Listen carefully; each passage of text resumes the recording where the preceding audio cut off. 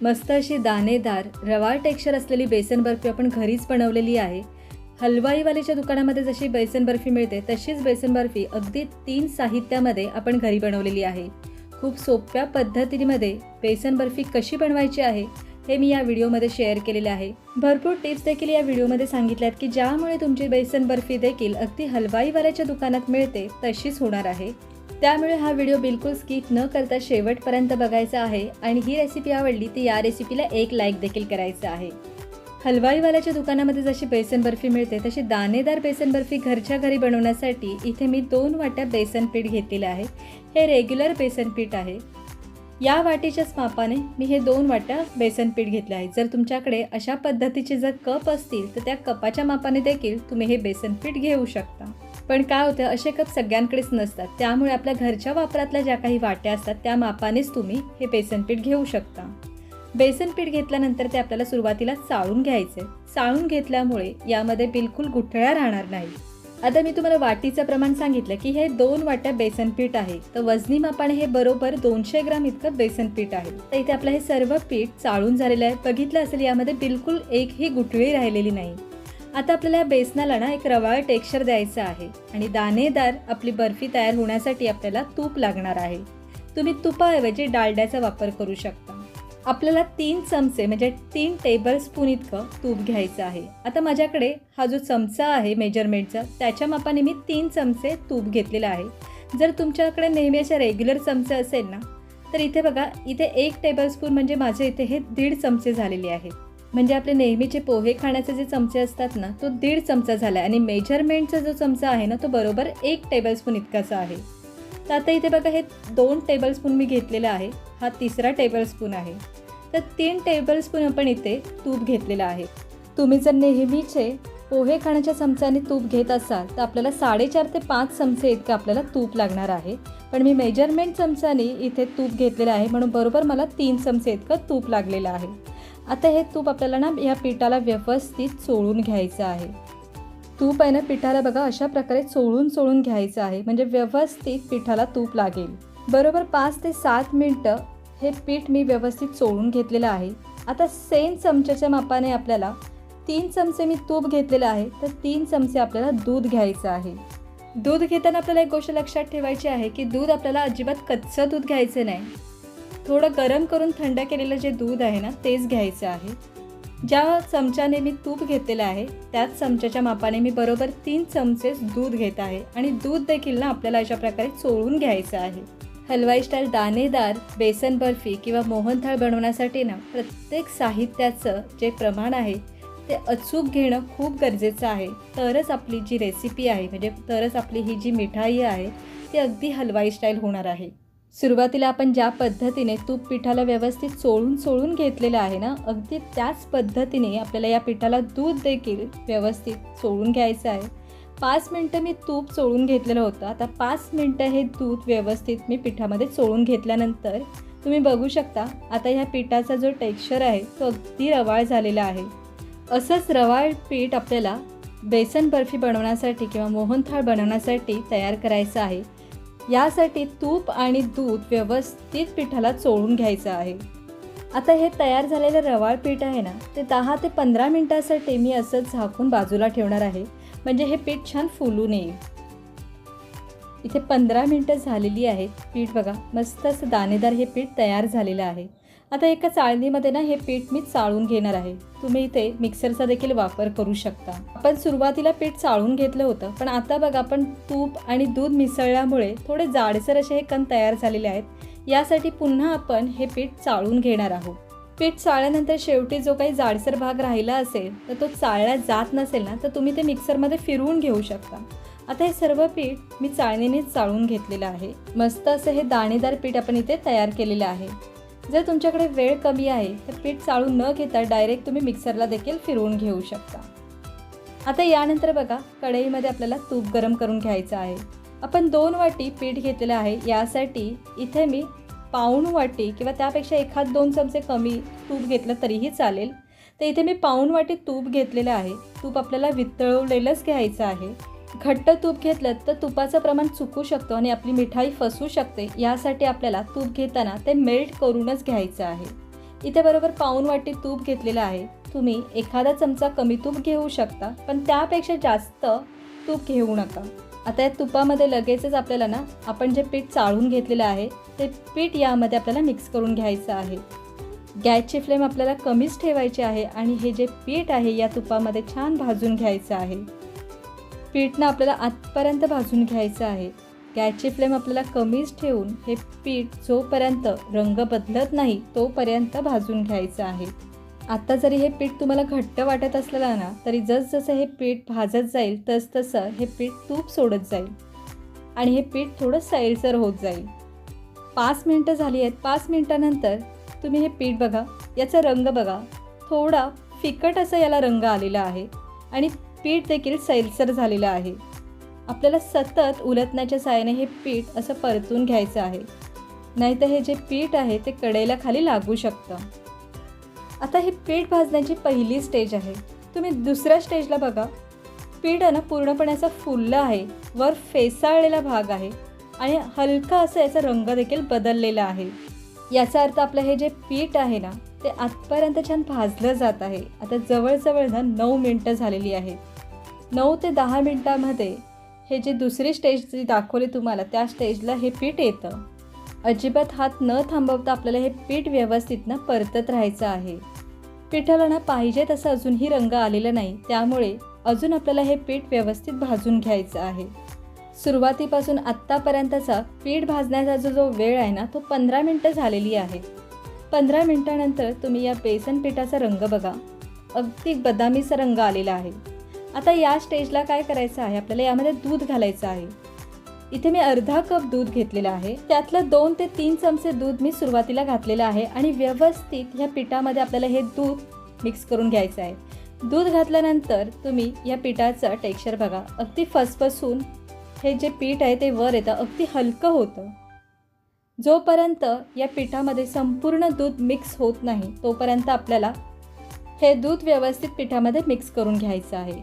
आता बघा, दूध छान असं या पिठामध्ये मिक्स झालेलं आहे. आता पुन्हा थोडं आपल्याला दूध यामध्ये घालायचं आहे. असंच टप्प्याटप्प्याने आपल्याला पूर्णपणे दूध घालायचं आहे. सर्व दूध आपल्याला एकाच टायमाला ओतायचं नाही. पिठामध्ये दूध घातल्यानंतर ना आपल्याला पटापट हात चालवायचा आहे. व्यवस्थित पीठ मिक्स करून घ्यायचं आहे, नाहीतर हे जे पीठ आहे ना खाली कडेला चिटकून राहतं. म्हणून पटापट आपल्याला हे जे मिश्रण आहे ते मिक्स करून घ्यायचं आहे. तुम्ही आता हे मिश्रण बघू शकता, घट्ट झालेलं आहे. तुम्हाला जर इथे मावा घालायचा असेल तर जिथे दूध घातलेलं आहे ना त्या स्टेजला आपल्याला दुधाऐवजी मावा घालायचा आहे. आता बघा, संपूर्ण दूध आपण यामध्ये घातलेलं आहे, म्हणजे पूर्णपणे अर्धा वाटी किंवा अर्धा कप दूध घेतलेलं आहे ते पिठामध्ये मिक्स केलेलं आहे. पिठाचं तुम्ही टेक्स्चर बघा, मस्त असं हे पीठ फुललं आहे. छान दाणेदार असं आपलं हे पीठ तयार झालेलं आहे. आता आपल्याला ना गॅसची फ्लेम बंद करायची आहे.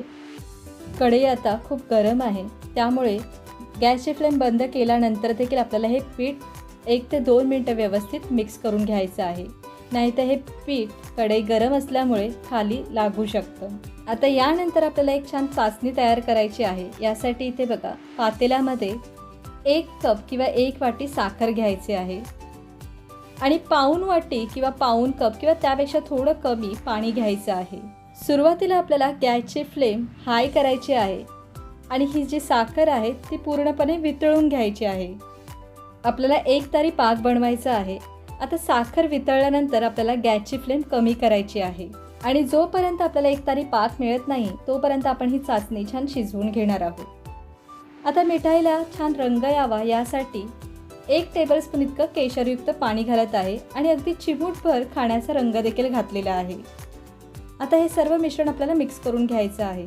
आता एक तारी चाचणी तयार झालेली आहे की नाही हे बघण्यासाठी थोडे थेंब आहेत चाचणीचे, ते मी एका डिशमध्ये घेतलेले आहेत. बघा, अशा प्रकारे बघा, अजूनही ही चाचणी तयार झालेली नाही. आणखी थोडा वेळ आपण ही चाचणी शिजू द्यायची आहे. थोड्या वेळाने ही चाचणी आपल्याला चेक करत राहायची आहे, तरच आपल्याला माहीत पडणार की ही चाचणी तयार झालेली आहे की नाही. पुन्हा 1-2 मिनिटानंतर ही चाचणी मी चेक करत आहे. थोडे थेंब यामध्ये घातलेले आहेत. थोडं थंड होऊ द्यायची आहे चाचणी, त्यानंतरच बोटाने असं आपल्याला चेक करायचे आहे. थोडं ही चाचणी ना पातळच आहे, पाहिजे तशी ही तार येत नाही, आणखी एखाद मिनिट आपण ही चाचणी शिजवून घेणार आहोत। असंच आपल्याला ही चाचणी ना थोड्या थोड्या वेळाने चेक करत राहायची आहे, म्हणजे एक तरी चाचणी तयार झालेली आहे की नाही हे आपल्याला समजेल। आणखी एखाद मिनिटानंतर बघा पुन्हा थोडं थेंब घातलेलं आहे डिशमध्ये। थोडा वेळ हा थेंब थंड होऊ द्यायचा आहे, त्यानंतर आपण पुन्हा चेक करत आहोत। आता बघा इथे परफेक्ट अशी याला तार येत आहे, याचा अर्थ आपली ही चाचणी तयार झालेली आहे। गॅसची फ्लेम ना आपल्याला लगेचच बंद करायचं आहे आणि ही चाचणी अगदी थोडा वेळ आपल्याला थंड होऊ द्यायची आहे। थोड्या वेळाने ही चाचणी आणखी घट्ट होते, त्यामुळे आपली एकतारी चाचणी तयार झाली की लगेचच आपल्याला गॅसची फ्लेम बंद करायची आहे। आता पाकामध्येच ना मी जायफळ आणि वेलची पावडर मिक्स करून घातलेली आहे।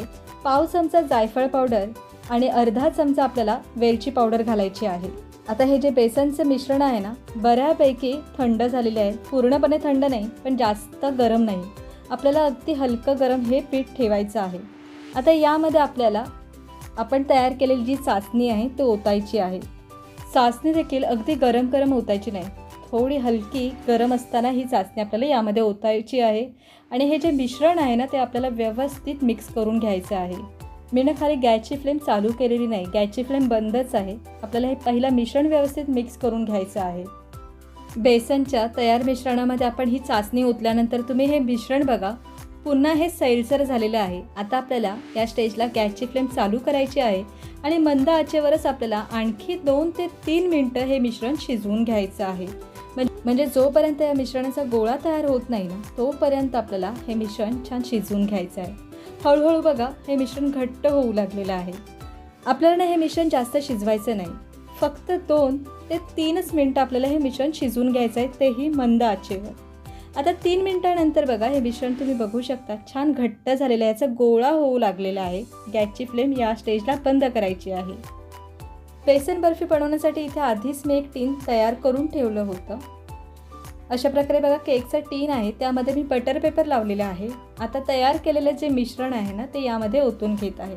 तुमच्याकडे असं टीन नसेल तर कोणत्याही ताटाला तूप किंवा तेल लावून घ्यायचं आहे, शक्यतो तूप लावून घ्या।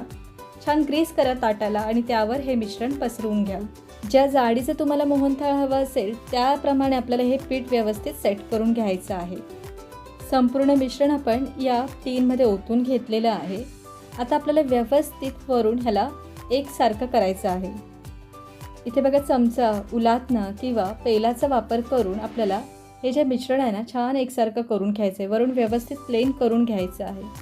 थोडं या चमच्याच्या ना मागच्या साईडला मी तूप लावून घेतलेलं आहे। तुम्ही ही मिठाई संध्याकाळी बनवत असाल तर रात्रभर ही मिठाई सेट होण्यासाठी ठेवू शकता, म्हणजे दुसऱ्या दिवशी ही मिठाई परफेक्ट सेट झालेली असते।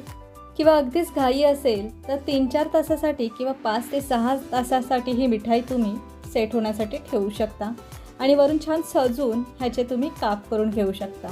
ही मिठाई ना मी रात्रभर सेट होण्यासाठी ठेवली होती, दुसऱ्या दिवशी टीनमधून मी बाहेर काढली आहे। बघा इथे बटर पेपर काढलेला आहे। खूप सुंदर अशी ही मिठाई आपली सेट झालेली आहे। आता यावर थोडी आपण गार्निशिंग करूया, म्हणजे अगदी दुकानातल्या मिठाईसारखी आपली ही घरची मिठाई दिसेल। आता थोडे इथे ना मी बदामचे काप करून घेतलेले आहेत आणि पिस्ता आहे तर पिस्ता देखील यावर घालणार आहे। थोडे हे ड्रायफ्रूट्सना आपल्याला हलक्या हाताने असे दाबून घ्यायचे आहेत, म्हणजे ते निघणार नाही। आता ही बर्फी तुम्हाला किती लहान मोठ्या आकारामध्ये पाहिजे त्याप्रमाणे तुम्ही या बर्फीचे काप करून घ्यायचे आहेत। अगदी परफेक्ट हलवाई स्टाईल लूक येण्यासाठी ह्या ज्या कडा आहेत ना बाजूच्या, ज्या थोड्या ओबडधोबड दिसत आहेत त्या कट करून घेतल्या ना तरीही चालेल।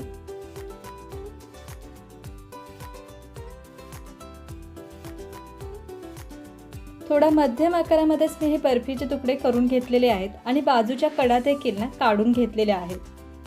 आता आणखी छान दिसण्यासाठी ना माझ्याकडे इथे चांदीचा वरख आहे, ते थोडं लावून घेते, म्हणजे आपली ही बेसनची बर्फी आणखी दिसायला सुंदर दिसेल। इथे बघा खूप मस्त अशी दाणेदार आपली ही बेसन बर्फी तयार झालेली आहे। अगदी परफेक्ट हलवाई स्टाईल आपली ही बर्फी तयार झालेली आहे। तुम्हाला ही बर्फी ना मी आणखी जवळून दाखवते। ही जी बाजूची साईड आहे ना त्यावरून तुम्हाला समजेल की ही मिठाई किती छान अशी दाणेदार तयार झालेली आहे आणि याचा रंग देखील अगदी मिठाईवाल्याच्या दुकानामध्ये मिठाई मिळते तशाच रंगामध्ये आणि त्याच टेक्स्चरमध्ये आपली ही बेसन बर्फी इथे तयार झाली आहे। बर्फीचा तुकडा तोडल्यानंतर एकदम कडकही नाही आणि अगदी नरम देखील नाही, अगदी परफेक्ट अशी आपली ही बेसन बर्फी इथे तयार झालेली आहे. तुम्हाला माझी आजची ही रेसिपी कशी वाटली हे मला नक्की कमेंट्सद्वारे कळवा आणि ही रेसिपी आवडली असेल तर नक्की एक लाईक करा आणि अशाच नवनवीन आणि पारंपरिक रेसिपी बघण्यासाठी मराठी मसाला मॅजिक या चॅनलला सबस्क्राईब देखील करा. नमस्कार.